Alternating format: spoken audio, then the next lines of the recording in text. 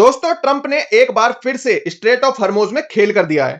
दरअसल ट्रंप का यह कहना है कि जो भी शिप स्ट्रेट ऑफ हर्मोज से होते हुए जाएगी उसको 20% अमेरिका को फीस देनी पड़ेगी। और वो फीस किस चीज की है? America so called strait of Hormuz को प्रोटेक्ट कर रहा है ईरान से, जो कि मुझे तो नहीं लगता कि थोड़ा बहुत भी अगर प्रोटेक्शन हुआ होता तो ऑयल के प्राइस इतने ज्यादा ऊपर नहीं गए होते। इसी चीज को देखते हुए अमेरिका ने 20% फीस लगा दी है, क्योंकि अमेरिका का कहना है कि स्ट्रेट ऑफ हर्मोज में अमेरिका अपनी मिलिट्री को उतारे हुए है और अमेरिका की मिलिट्री वहां से गुजरने वाले शिप्स को प्रोटेक्शन देती है और उसी चीज की ट्रंप को फीस चाहिए। मतलब दोस्तों, सारा मामला न्यूक्लियर वेपन्स का चल रहा था कि न्यूक्लियर वेपन्स नहीं होने चाहिए। अचानक से ट्रंप को पता नहीं क्या हुआ और ट्रंप सारा मामला खींचकर स्ट्रेट ऑफ हर्मोज पे ले आए। देखिए, 28 फरवरी से ये सारा कॉन्फ्लिक्ट स्टार्ट हुआ था। उससे पहले सारा कुछ नॉर्मल चल रहा था, कोई प्रॉब्लम नहीं थी, सारे शिप स्ट्रेट ऑफ हर्मोज से निकलते थे और अच्छा खासा ट्रेड चल रहा था। बट अचानक से क्या होता है, 28 फरवरी को यूएसए और इजराइल मिलकर अचानक से ईरान पर हमला कर देते हैं, जिसमें ईरान के खामिनी मारे जाते हैं। जिसके बाद ईरान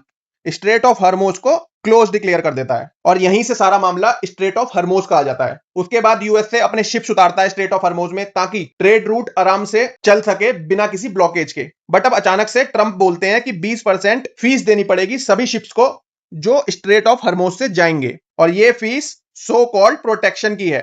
सारा कुछ सही चल रहा होता है, सारी शिप्स यहां से आना जाना कर रही होती है, ऑयल ट्रेड्स बहुत अच्छा चल रहा होता है। बट अब ट्रंप की मिलिट्री यहां पर खड़ी रहेगी और कोई भी शिप जो यहां से गुजरेगा उसको, जो शिप अमेरिका की यहां पर खड़ी हैं, उनको प्रोटेक्शन फीस देनी होगी, जिसकी वजह से वो आराम से जा सकें।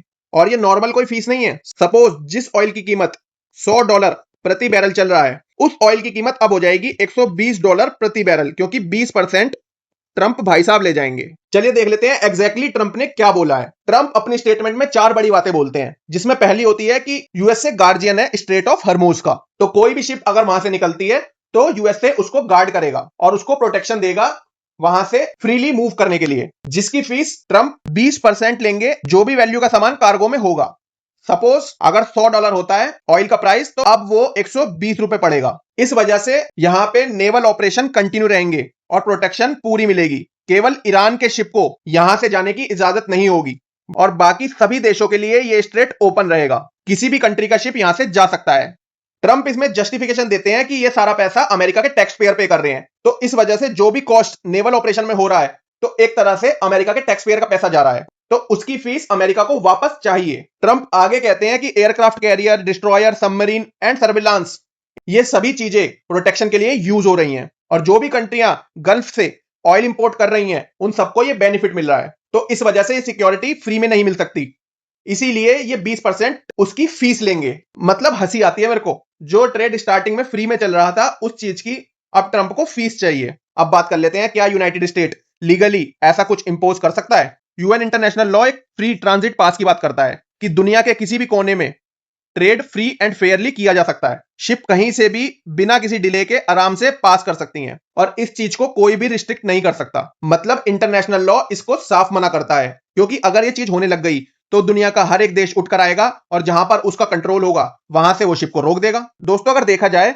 तो यूएसए का यहां पर कोई अधिकार ही नहीं है। अगर स्ट्रेट ऑफ हर्मोज को अच्छे से देखा जाए तो यहां पर ईरान, यूएई और ओमान, ये 3 कंट्रियां इस बीच में मिलती हैं। और यूएसए को एक बार इस मैप को देखो, अगर स्ट्रेट ऑफ हर्मोज से कोई भी शिप होकर गुजरती है तो उसके बीच में यूएई का बॉर्डर, ओमान और ईरान आता है। तो अगर इसी हिसाब से देखा जाए तो इन तीनों कंट्रीज का एक बार को हक बनता है कि वो ट्रांजिट फीस ले सकती है, बट वो भी पूरी तरीके से इलीगल है। क्योंकि अगर ऐसा ही होने लग गया दोस्तों, तो कल को इंडिया और इंडोनेशिया उठेंगे और दोनों बोलेंगे कि हम मलक्का स्ट्रेट को ब्लॉक कर रहे हैं, वरना हमको भी ट्रांजिट फीस दो। और ऐसे ही जो भी दुनिया के चौक पॉइंट होंगे जो ब्लॉक हो सकते हैं उनकी आसपास की कंट्रीज से, वो सारी कंट्रीज ऐसे ही ब्लॉक करना शुरू कर देंगी, जिसकी वजह से ट्रेड जो है ठप पड़ जाएगा। अब बात कर लेते हैं आखिर ये पैसा किसकी जेब से जाने वाला है। अगर मैं बात करूं इस कॉस्ट की, तो ये कॉस्ट आपकी और हमारी जेब से ही जाने वाला है, क्योंकि सीधी सी बात है, शिपिंग कंट्रीज हायर रेट पे ऑयल इंपोर्ट करेंगी।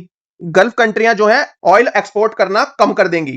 कंट्रीज जैसे India, China, Japan, south Korea, जो मेनली स्ट्रेट ऑफ हर्मोज पे डिपेंड करती थी, अब वो अपना सेकंड ऑप्शन देखना शुरू कर देंगी। और ओवरऑल कॉस्ट इस महंगे तेल की वो कंज्यूमर पे ही पड़ने वाली है, क्योंकि petrol, diesel, LPG, air travels और गुड्स सब कुछ ही महंगा हो जाएगा। तो ट्रंप भाई साहब कहां से सोचते हैं हमें तो समझ नहीं आता, और क्या लॉजिक बनता है इस 20% फीस को लेने के पीछे वो भी समझ नहीं आता। जो नुकसान होने वाला है वो होने वाला है दुनिया भर के ग्लोबल मार्केट में, क्योंकि इसकी वजह से पेट्रोल के प्राइस तो बढ़ेंगे ही बढ़ेंगे। जैसे देखिए, जैसे ही ट्रंप ने अनाउंस करा कि वो 20% फीस लेंगे, ऑयल के प्राइस तेजी से ऊपर चले गए। जो प्राइस पहले 70-75 डॉलर के आसपास आ गए थे, वो अब 80 के पार हो गए हैं, जिसकी वजह से शिपिंग कॉस्ट बढ़ जाएगी, क्योंकि शिप्स भी ओवरऑल ऑयल पर ही चलती हैं। दोस्तों, जैसा कि हम जानते ही हैं, ऑयल का इंपैक्ट हर चीज पर आता है, चाहे वो आपके घर में आने वाले गुड्स हो या फिर कोई खाने की चीज हो या मेडिसिन हो। अगर ऑयल के प्राइस बढ़ते हैं तो दुनिया भर की सारी चीजें महंगी हो जाती हैं। इसकी वजह से बेवजह इन्फ्लेशन बढ़ेगी, फाइनेंशियल मार्केट भी बहुत तेजी से गिरेगी। दोस्तों, अब देख लेते हैं ईरान ने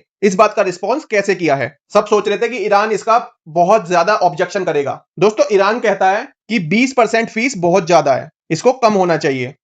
ईरान भी ये नहीं कह रहा कि ये जो फीस है वो नहीं होनी चाहिए, क्योंकि ईरान खुद बोलता है कि उसे फीस चाहिए, प्रोटेक्शन फीस। बट हाँ, ये है कि ईरान जो है इस फीस को 3 या शायद 4 या शायद 5% ले। देखने वाली बात अभी तक ये है दोस्तों कि अभी तक ये चीज ट्रंप के द्वारा नहीं बताई गई है कि वो फीस ये कैसे कलेक्ट करेगा। बाकी देखते हैं क्या होगा, ट्रंप इस फीस को कैसे कलेक्ट करेंगे, या फिर ट्रंप इस फीस को इंप्लीमेंट कर भी पाएंगे या नहीं, ये सभी बातें देखने वाली होंगी।